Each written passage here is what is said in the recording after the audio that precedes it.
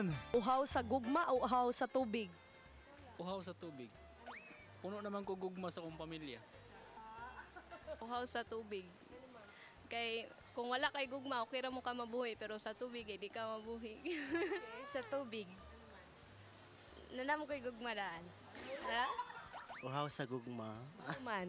Kaya ang tubig makitaan raman magkuan kag deep well na ara. Pero ang gugma lisod ka pangitaw ng tinuod nga gugma except sa gugma sa ginikanan ha. Uhaw sa tubig po.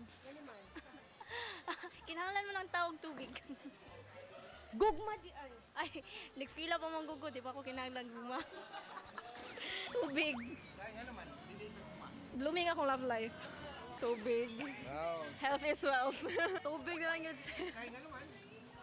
Gikan pa may lakbay sa'yo, tubig lang yun. Sa tubig kay init kayo. Parang yan po, init man. Dili. Puno man ang gugma. Saman!